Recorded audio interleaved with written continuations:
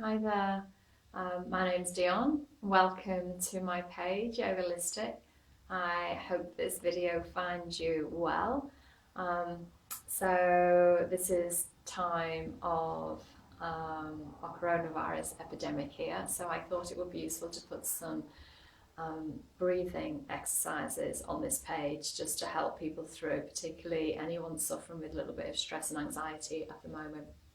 So today we're going to be looking at abdominal breathing, because abdominal breathing is a really beautiful breath to help you relax. Feels really good. So one thing we want is to make sure you've got a nice loose waistband. So if you've got a tight waistband on at the moment, maybe just undo that button, just allow your abdomen to have some space.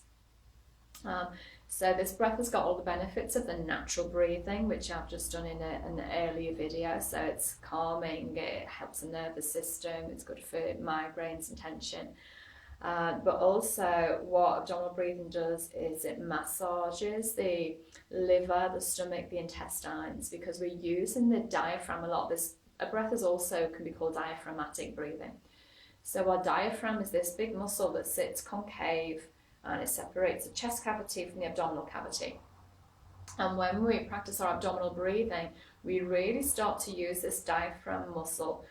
We start to control this muscle and strengthen it. So when we inhale and our lungs fill up, so our lungs are in the chest cavity, so when those lungs fill up and expand, and they fill up all ways like a balloon, as if you're blowing up a balloon, the balloon just doesn't expand in one direction, it goes all ways, so it goes up, down and out to the sides.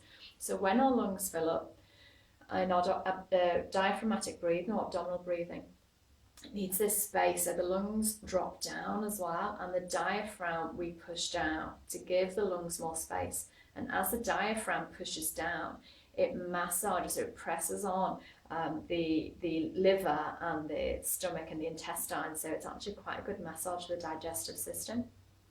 And also what happens is we start to exercise that diaphragm more. So like any other muscle, your diaphragm needs to be exercised, otherwise it becomes all floppy.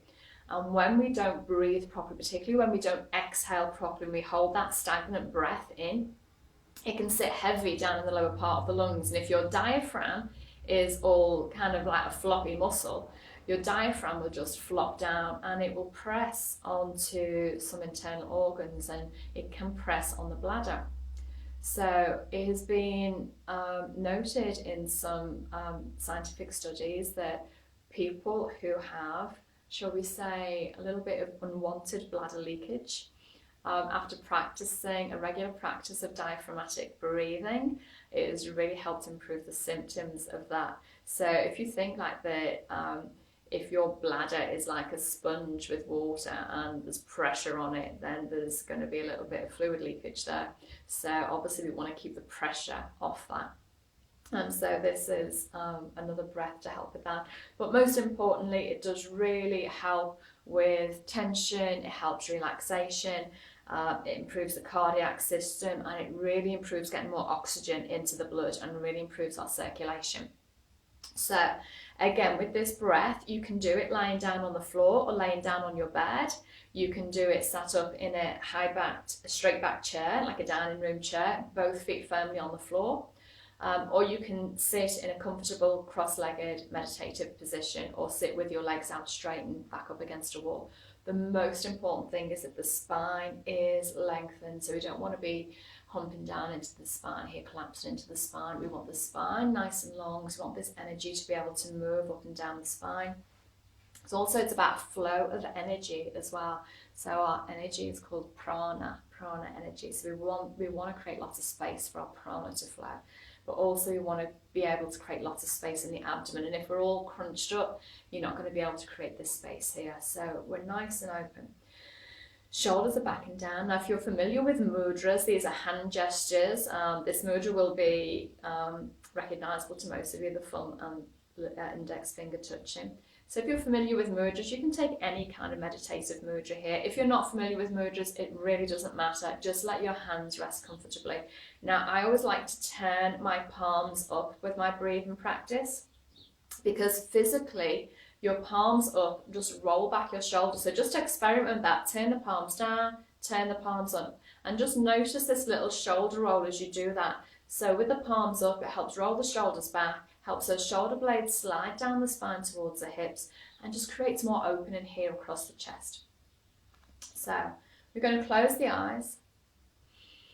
Now I'm going to keep mine closed as well.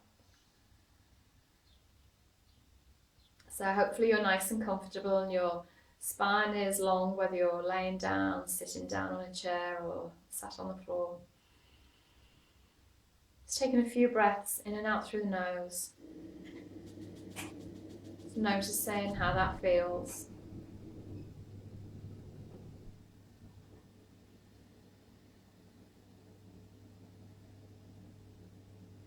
So we have, I have done a little video of the natural breath, so it's always good to start off with a few minutes of natural breathing. Just awareness of the breath, noticing how your body responds to your breath, noticing where your breath touches in your lungs. Then taking a little bit more control of your breath. So start to lengthen your inhale, breathing in through the nose, lengthening the inhale. Breathing out through the nose with a nice slow exhale out through the nose.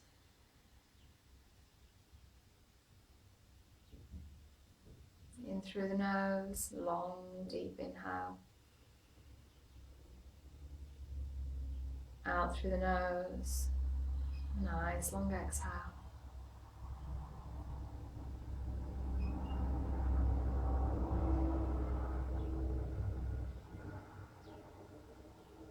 Take your awareness down in to the bottom of your lungs, and as you breathe in, just try and draw the breath all the way down into the lower part of the lungs.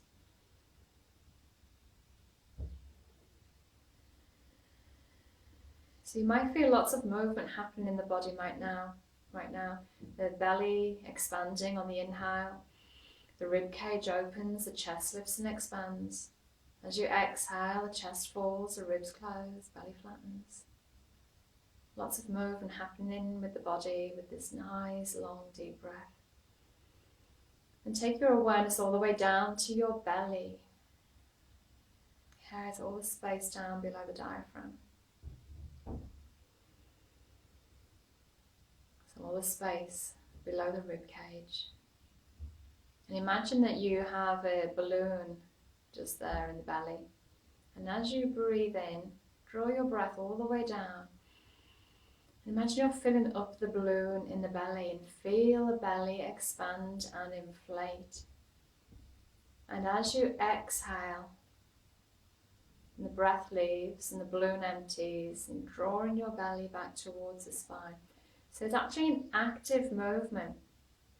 And when we're inhaling, we're actually pushing our belly away from the spine. So making our belly all round and big.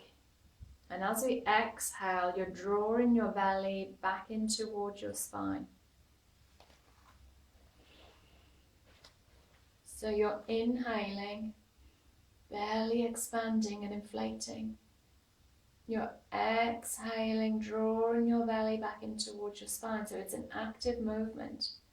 You're inhaling, pushing the belly out. So if you're sat on a chair, on the floor, or even just sat in with an unsupported meditation position, kind of nice to place your hands on your belly and just feel that movement.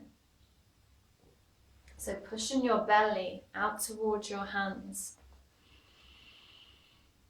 On your exhale, drawing your belly back in towards the spine.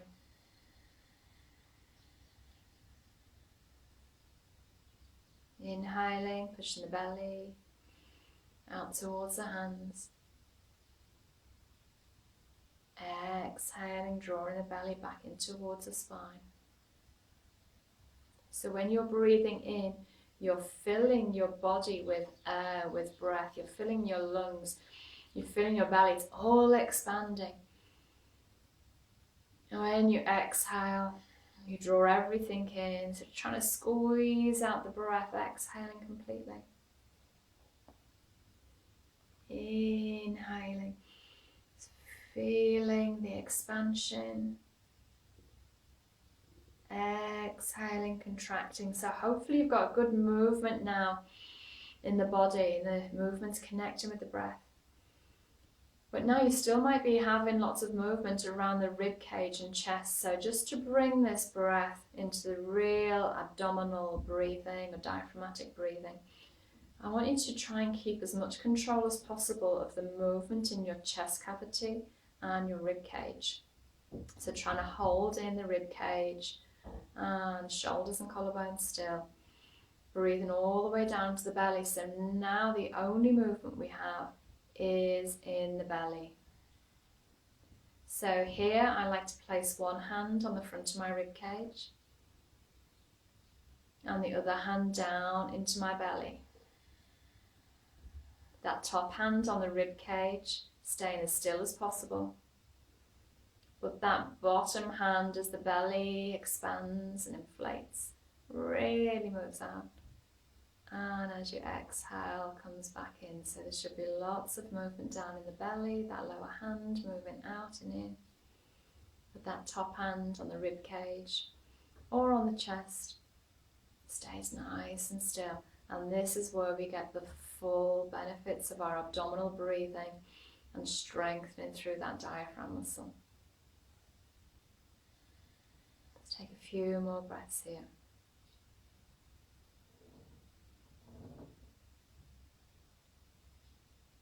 Sometimes it takes a little bit of practice just to isolate the diaphragm and isolate these areas of the body that we're moving, and trying to keep the control of the rib cage and movement in the upper parts of the body.